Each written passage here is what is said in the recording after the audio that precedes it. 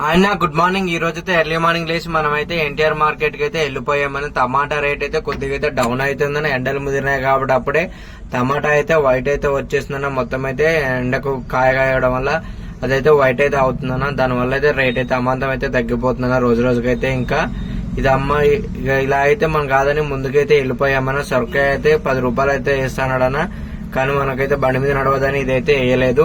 అలానే కాకరకాయ రేట్ ఏమైనా తక్కువైందని దాన్ని అయితే అడిగామన్న. కాకరకాయ రేటు ఏమాత్రం కూడా తక్కువైతే తగ్గల 40 రూపాయలు కేజీతో పడుతుంది.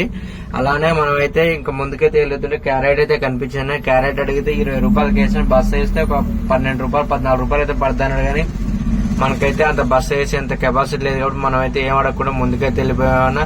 ఈ రోజు మన బండి మీద చిక్కుడు అయితే చాలా దుక్కులు అయితే అడిగామన్నా, కానీ రేట్ అయితే అస్సలైతే కుదరలేదు. 25 రూపాయలు అయితే ఫైనల్ అయితే చెప్తున్నారు. వేరే కాడైతే ఇక క్వాలిటీ కొద్దిగా తక్కువ ఉంది, 20 రూపాయలకి వేస్తా అంటారు. కానీ మనకు అంత నచ్చలే కాక ముందుకు వెళ్ళిపోయామన్నా. కాకరకాయ డ్రమ్ స్టిక్ వేద్దామంటే ములక్కాయ కూడా 50 రూపాయలు అయితే చెప్తున్నారన్న. మొత్తం 2 బ్యాగులు వేసుకుంటే కానీ తక్కువ అయితే ఇస్తాను, కానీ ఒక బ్యాగ్ కే మనకైతే బడ్జెట్ సరిపోదని మనమైతే ఆన్సర్ అయితే వెళ్ళిపోయామన్నా. మిర్చి అయితే అడిగాము, 25 రూపాయలు అయితే కేజీ అయితే చెప్తున్నారన్న. ఇంకా బెస్ట్ క్వాలిటీ మిర్చి అయితే 30 రూపాయలు కూడా రేట్లు ఉంది మార్కెట్ లో. అయితే కూరగాయల రేట్లు అయితే అమాంతం అయితే పెరుగుతూ ఉంటుంది, పోతున్నాయినా. కొన్ని అయితే తగ్గుతున్నాయి, కొన్ని అయితే పెరుగుతున్నాయినా. పువ్వు అయితే 18 రూపాయలు ఒకటైతే పడుతుందన్న. 10 పూలు ఉంటే 180 రూపాయలు అయితే బ్యాగ్ అయితే పడుతుందన్న.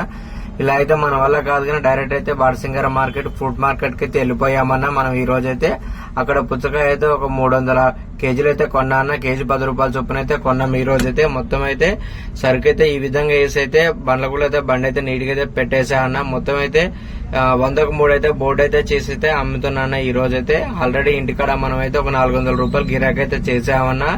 మొత్తం ఈ రోజు ఎంత వచ్చింది ఎంత పోయిందని రేపు ఫుల్ వీడియో అయితే అప్లోడ్ పెడతాను.